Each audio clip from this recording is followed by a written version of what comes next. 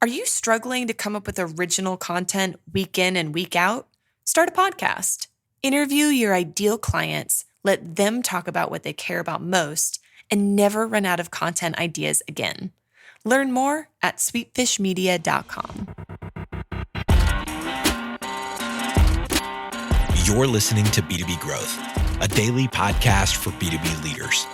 We've interviewed names you've probably heard before, like Gary Vaynerchuk and Simon Sinek, but you've probably never heard from the majority of our guests. That's because the bulk of our interviews aren't with professional speakers and authors. Most of our guests are in the trenches leading sales and marketing teams. They're implementing strategy. They're experimenting with tactics. They're building the fastest growing B2B companies in the world. My name is James Carberry. I'm the founder of Sweetfish Media, a podcast agency for B2B brands, and I'm also one of the co-hosts of this show. When we're not interviewing sales and marketing leaders, you'll hear stories from behind the scenes of our own business. We'll share the ups and downs of our journey as we attempt to take over the world. Just kidding. Well, maybe. Let's get into the show.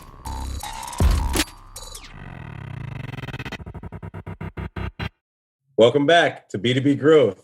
I'm your host for today's episode, Travis King at Sweetfish Media. I'm joined today by Kevin Knight, who is the VP of Marketing at VIdea Health.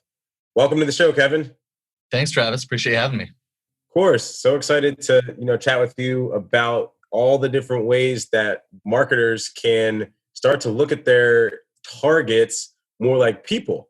And so today, you're going to be sharing a couple of different ways that marketers can, remove this target-based thinking, and same with sales, and start thinking of their customers more like people and consumers, similar to the way that B2C companies do, and not like sales targets. So before we get to that, I'd love for you to share with listeners a little bit about yourself and what you and the team at VIdea Health are up to these days. Yeah, sure. So in terms of myself, the reason why I think so much about this kind of quote unquote consumerization of B2B marketing is because I've been really fortunate in my career to be able to dabble a lot in both B2B and B2C. So I have worked in marketing roles at Google, Microsoft, Facebook, Pinterest, an influencer marketing or advocacy marketing company called Expert Voice, was a general manager for a while at Compass, and now I run marketing for VIdea. And so I've kind of, if you take Facebook as an example, my first job at Facebook was doing sales marketing. So creating sales collateral, the pitch, the messaging to the B2B audience. And then after I did that for a while, I switched over to the Facebook Creative Shop. And the Facebook Creative Shop is the in-house creative agency that works directly with Facebook's largest advertisers to come up with really cool consumer campaigns. And that was kind of the first time probably where it struck me in my career. I was like, wait, these things are not that different. At least they don't have to be. And at their best, they're probably not that different. And so I joined VIdea Health about 2 months ago as VP of Marketing. And it's been really fun for me to get back to my passion, which is marketing. And for those that aren't familiar, VIdea is an app that brings cutting edge technology like machine learning together with the human touch of health coaches, nutritionists, therapists, and they help people get healthy. So a huge percentage of the American population has chronic illnesses like diabetes and obesity and high cholesterol and high blood pressure. And so for those people, VIdea is really, really effective at bringing together that kind of machine learning based, hey, what's the right steps for you to take to get healthy, together with the accountability and the support of a human coach or therapist. And then for people who are healthy right now, it's all about prevention, because we have some pretty pervasive health problems that hit people as they age in this country. And we're doing our best to help people to make the lifestyle changes they need to make when they're younger to avoid getting things like diabetes. I love it. And that background is super impressive. And it definitely makes sense why you're so interested and passionate about this topic of B2B and B2C consumerization. And that it makes so much sense now.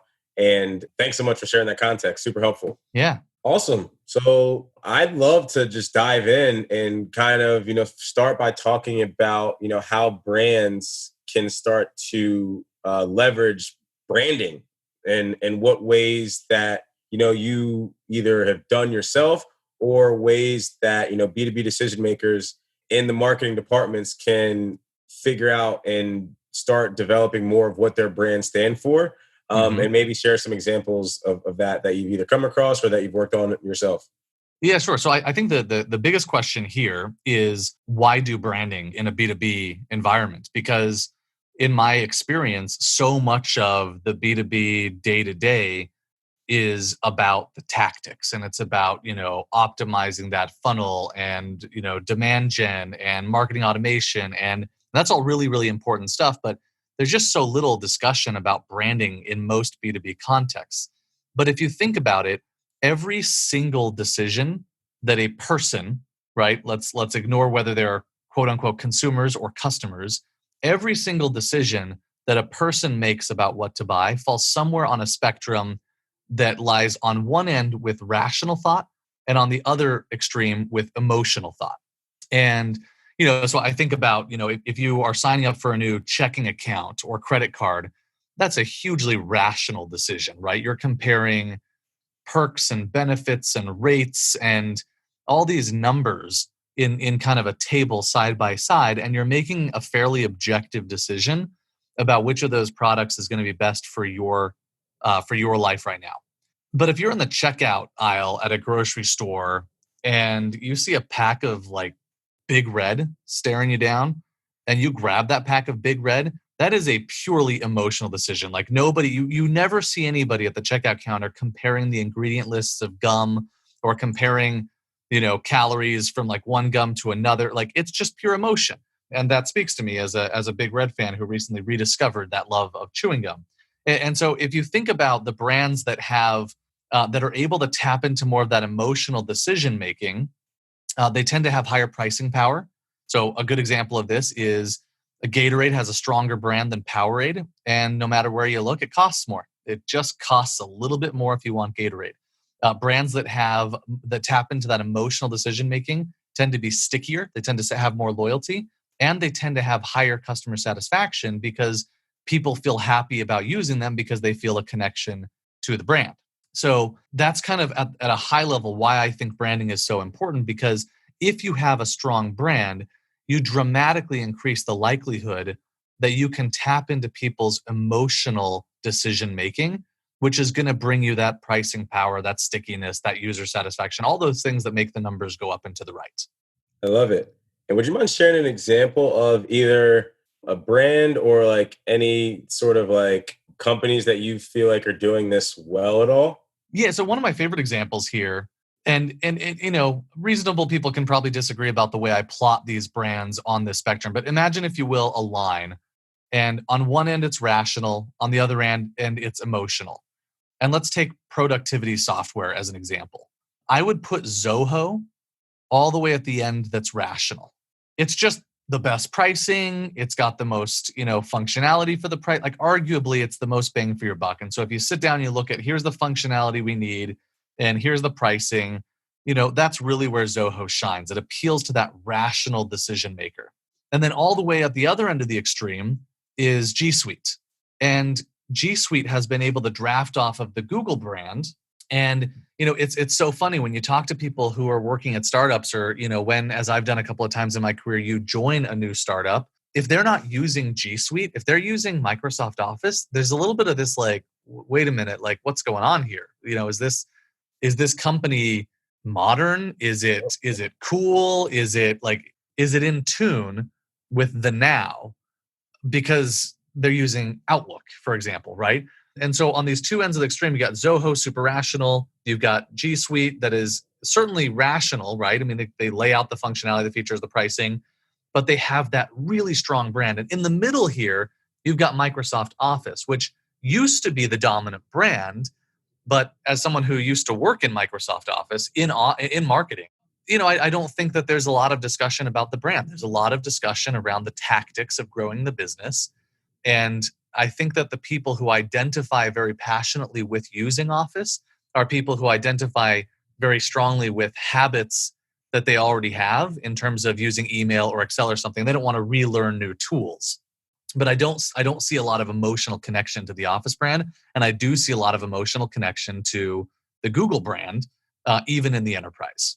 That's a fact. And I can attest to that too, because I'm pretty sure almost every company I've worked at has used G Suite. And then prior, like the older ones that have been around longer have used Outlook. So I definitely can attest to that also being the case for me as well. Yeah. I love it. And in terms of some best practices that you would mind sharing, like, do you have any like best practices, maybe from B2C world that, B2B brands can kind of take and take a look at to either do some research or some strategies that might be helpful for these different B2B brands that could, change their strategies a little bit? Yeah, for sure. I think there's a couple of tactics, 3 or 4 tactics that are just absolutely table stakes within B2C that you don't see as much of in B2B. And in my mind, there's just no reason why that should be the case. The first that I would call out is good old, plain and simple, blocking and tackling, reach and frequency. If you talk to a consumer marketer, they talk about reach and frequency. They know who they're trying to reach, and they have an idea of how often they want to reach those people, and they do so under a sustained period of time. Whereas, in a B2B context, there's a lot more like short-term optimization. There's a lot more like, well, we're going to run a campaign here, and we're going to do a webinar, and we're going to try and drive people to the webinar, and then we're going to dump them in our email. And it's just a lot more focused on those kind of tactical steps and much less around what are we doing to nurture this body of people that we want to be building a reputation with. A brand is just a reputation, right? It's your image. And a friend of mine who I worked with at Facebook, who's an absolute genius in just about all things marketing, a guy named Paul Adams, he used to just beat into my head whenever we were working on a project that brands are built the same way as relationships, a series of lightweight interactions over time. So if you think about any relationship, right, if you're still close to your high school friends, your college friends, it's because you talk regularly. And, if you've got a partner or a spouse, most of those discussions that you're having are super lightweight. They're not like the deep, like, what would you do if you were on a desert island and you could only take one book, right? It's more like, wow, like you should have seen the diaper I changed today. Like that was crazy. It's like super lightweight stuff, but it builds relationships. And so if you want to have a strong brand, you've got to follow the same tactics that you do to build a strong relationship, lightweight interactions over time. That's reach and frequency. Another one is storytelling. B2C brands are always aspiring to tell amazing stories, and B2B brands seldom do a good job of this. But there's 2 standout examples in the last few years where I think B2B brands have really shocked the world, and they've come in here and they've punched way above their weight. They're right up there with the best consumer brands. The first that I would point out, and it's a few years old now, but everyone knows of it, is the Jean-Claude Van Damme epic split for Volvo Trucks. Now, Volvo Trucks, like Volvo is kind of a consumer brand, but Volvo Trucks is a different company, and Volvo Trucks is a B2B brand. Nobody like goes to like a car dealership and buys a semi truck from Volvo. It's a B2B like enterprise purchase. And the reason why Forsman Bodenforce, the agency that worked with Volvo on this, the reason they did this is because they wanted to tap into that emotional decision making. They wanted people who might be in the market for a semi truck to feel cool when they're making that purchase. They wanted their kids to be like, oh, Volvo trucks are so cool. Did you see that Jean-Claude Van Damme thing, right? And so I think that was a really, really effective tactic for using storytelling to build a brand in a B2B context. My other favorite one, and I'll just step back for just a moment. One of my favorite things to do whenever I'm speaking to a group of people is I'll just say the name of a brand and I'll ask them the first word that comes to mind. And so I'll ask them, I'll say, when I say Volvo, what's the first word that comes to mind? And everybody says safety. And I say, what about Mercedes? And they say luxury. And I say, what about BMW? And they say performance, sporty, fast. And I say Oracle. And they just look at me blankly. And I say SAP. And they look at me blankly. And Oracle and SAP, by the way, are in the top 20 brands in the world as ranked by Interbrand. These are big brands. But nobody can tell you what they stand for. And then I say, well, what about IBM? You know what people say? People say Watson. And that, I think, is a really, really good example of a B2B brand using what has been historically B2C tactics to build a B2B brand. So Watson, of course, is famous among consumers for winning on Jeopardy. So and it's just a brilliant campaign.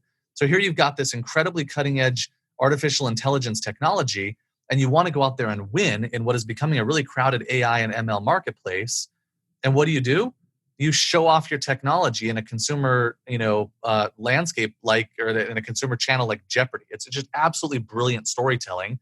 And I think IBM is one of the strongest B2B brands out there because people can think of something.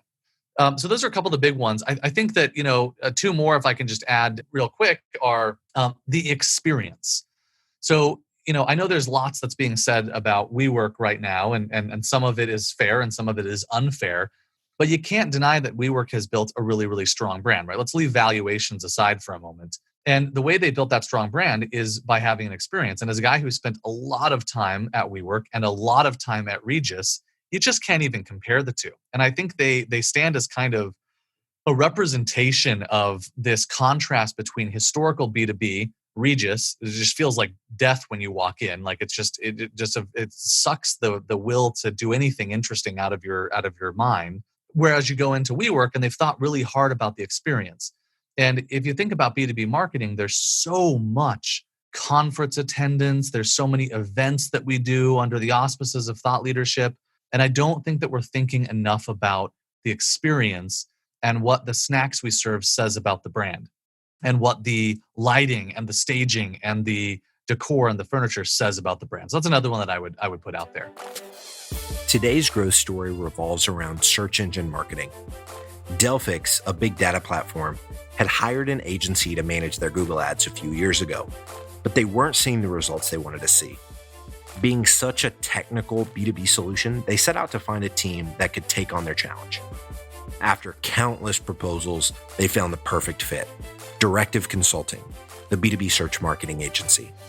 In just 1 week after launching Directive's campaigns, Delphix saw their lead volume double and their cost per lead drop by 60%.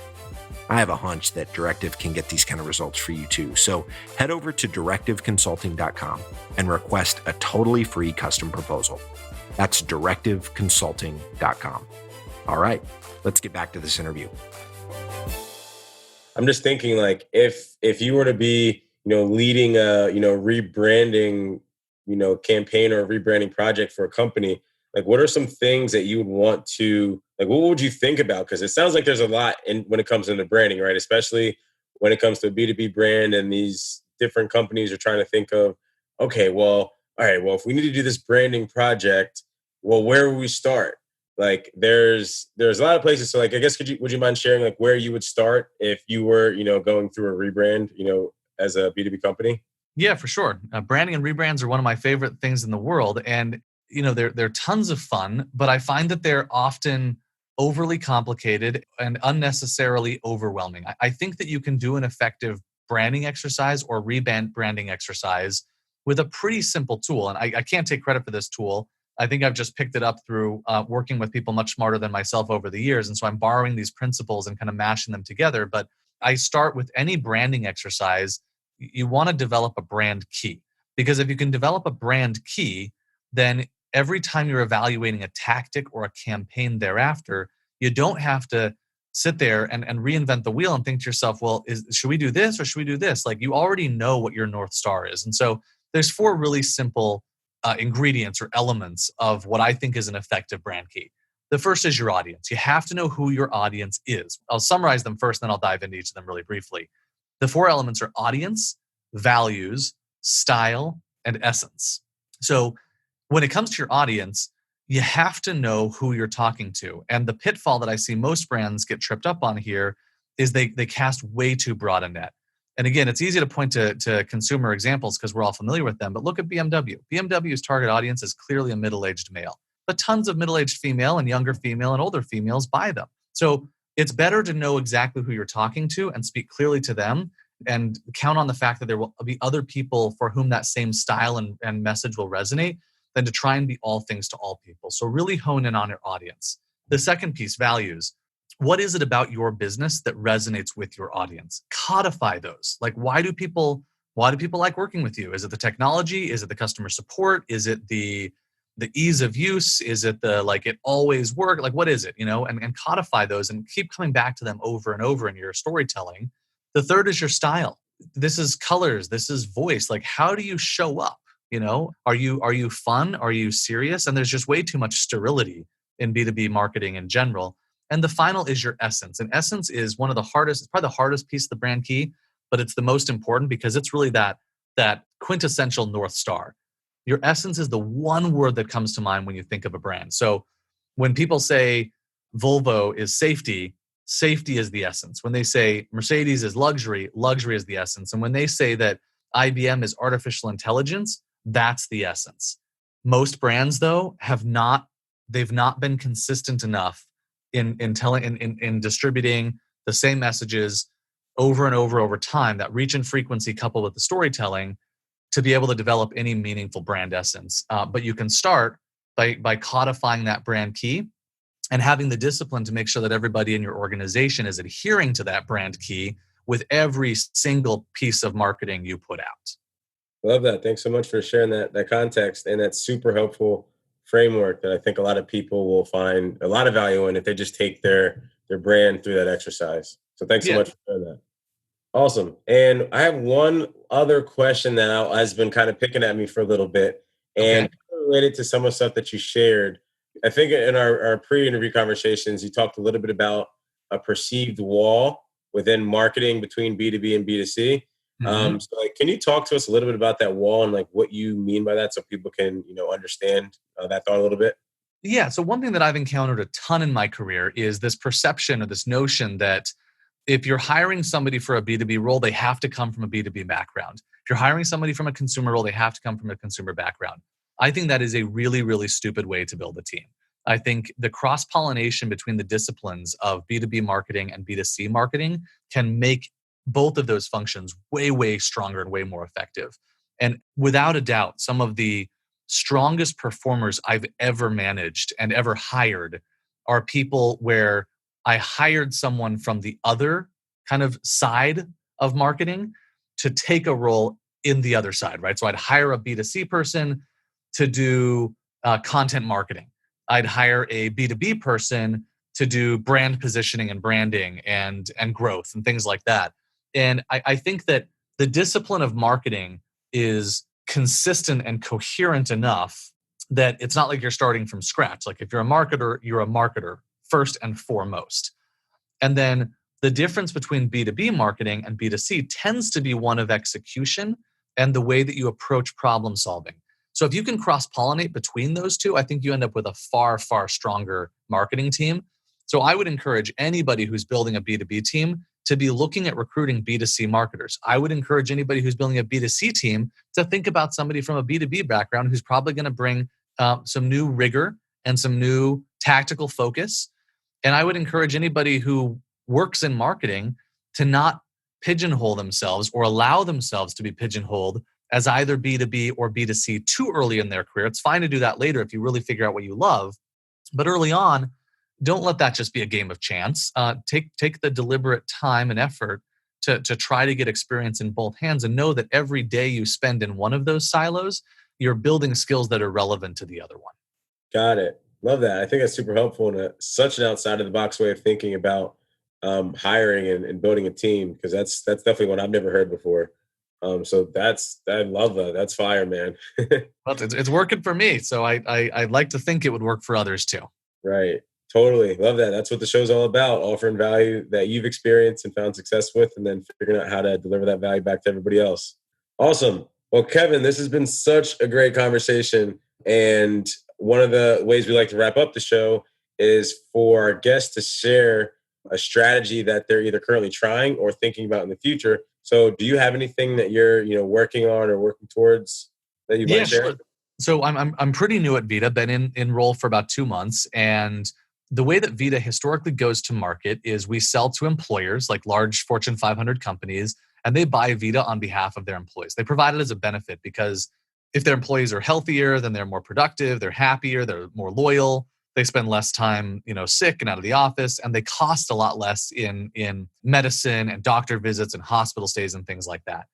But one of the things that that we're really starting to think earnestly about right now is taking the same product that has traditionally for us as a business been distributed through the enterprise and going directly to consumers with it. Because I believe that if you're willing to spend $75 on a gym membership, then you ought to be willing to spend $75 on a health coach who is any combination of a personal trainer, a nutritionist, any number of other certifications and areas of expertise that can help you be really holistically healthy.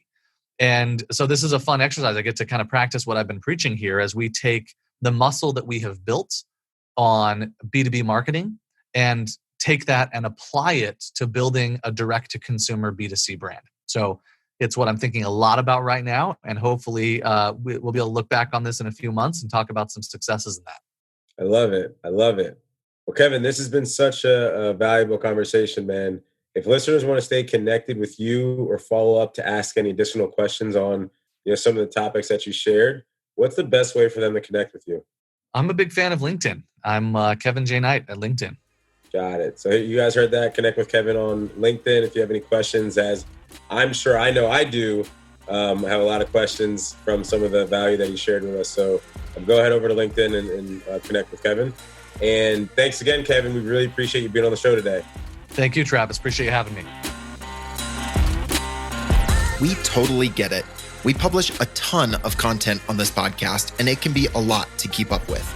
That's why we've started the B2B Growth Big Three, a no-fluff email that boils down our 3 biggest takeaways from an entire week of episodes. Sign up today at sweetfishmedia.com/big3. That's sweetfishmedia.com/big3.